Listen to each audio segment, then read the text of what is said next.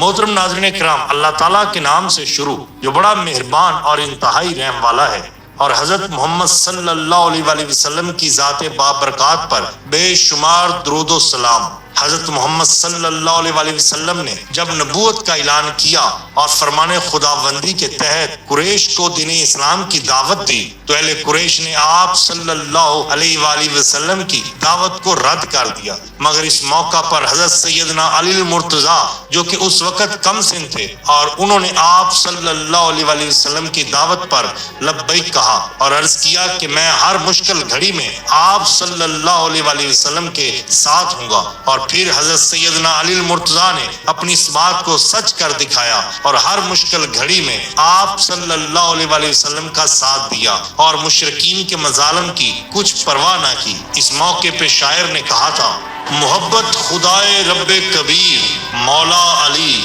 مولا علی، معشوق نبی بے نظیر مولا علی مولا علی۔ حضرت سیدنا علی المرتضیٰ رضی اللہ تعالیٰ عنہ کا شمار اولین اسلام قبول کرنے والوں میں ہوتا ہے، اور آپ رضی اللہ تعالیٰ عنہ حضور نبی کریم صلی اللہ علیہ وآلہ وسلم کے چچا زاد بھائی اور داماد بھی ہیں۔ آپ علیہ السلام کی پرورش حضور اکرم صلی اللہ علیہ وآلہ وسلم نے خود فرمائی، اور آغوش نبوت اور کاشانہ نبوت میں پرورش پانے کی بنا پر وہ تمام خوبیاں آپ رضی اللہ تعالیٰ عنہ میں بدرجہ اتم موجود تھیں جو کسی بھی نیک سیرت اور نیک پرور انسان میں موجود ہوتی ہیں۔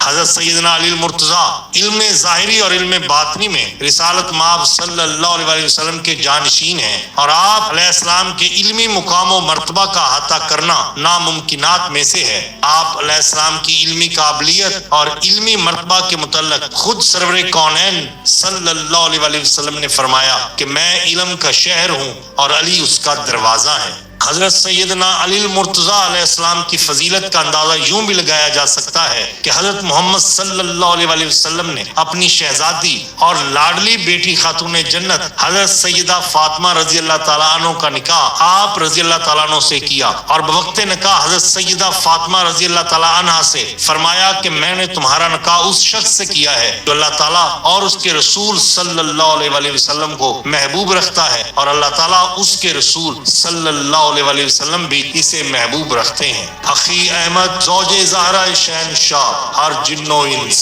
پدر شبر و شبیر مولا علی مولا علی۔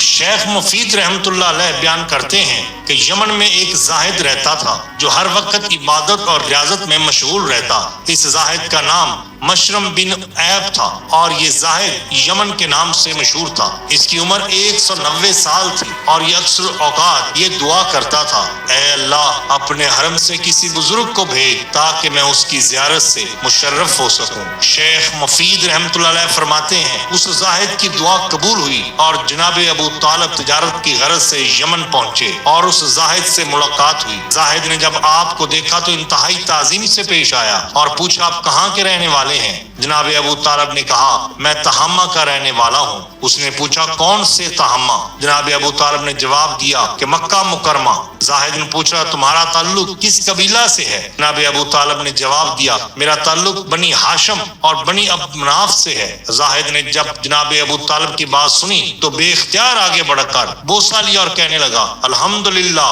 میری دعا قبول ہوئی اور مجھے حرمین شریفین کے خادم کی زیارت نصیب ہوئی۔ پھر اس زاہد نے آپ سے نام دریافت کیا تو آپ نے بتایا، میرا نام ابو طالب ہے۔ زاہد نے پوچھا کہ آپ کے والد کا کیا نام ہے؟ تو جناب ابو طالب نے بتایا، میرے والد کا نام عبد المطلب ہے۔ زاہد نے جب حضرت عبد المطلب کا نام سنا تو بے اختیار اس کے منہ سے نکلا، میں نے الہامی کتابوں میں پڑھا ہے کہ جناب عبد المطلب کے 2 پوتے ہوں گے، جن میں سے ایک نبی ہوگا اور دوسرا ولی اللہ، اور ان کا جو پوتا نبی ہوگا اس کے والد کا نام عبداللہ، اور جو ولی ہوگا اس کے والد کا نام ابو طالب ہوگا۔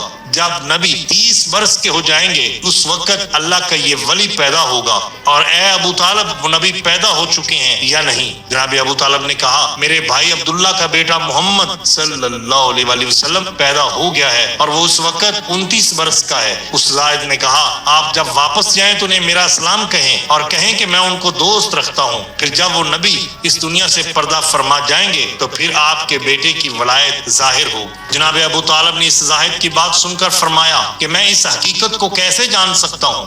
اس زاہد نے کہا آپ وہ چیز چاہتے ہیں جس سے میری سچائی کا علم ہو؟ جناب ابو طالب نے ایک سوکھے درخت کی جانب اشارہ کرتے ہوئے فرمایا مجھے اس درخت سے تازہ انار چاہیے۔ اس زاہد نے دعا کے لیے ہاتھ اٹھائے اور بارگاہ خداوندی میں عرض کیا کہ اے اللہ میں نے نبی اور ولی کی تعریف کی، ان کے صدقے مجھے تازہ انار عطا فرما۔ چنانچہ دیکھتے ہی دیکھتے وہ درخت ہرا بھرا ہو گیا اور اس میں تازہ انار پک گئے۔ جناب ابو طالب نے وہ انار کھایا اور اس عابد کا شکریہ ادا کرتے ہوئے واپس مکہ مکرمہ روانہ ہوئے۔ ایک اور روایت میں یہ بھی کہا جاتا ہے کہ حضرت علی کرم اللہ وجہ الکریم کی ولایت مختلف اسلامی کتابوں میں درج ہے۔ شیخ مفید رحمۃ اللہ علیہ نے اس روایت کو مستند ذرائع سے روایت کیا ہے، جس سے حضرت سیدنا علی علیہ السلام کی ولایت کی ان کی پیدائش سے پہلے پیش گوئی کی جا چکی تھی۔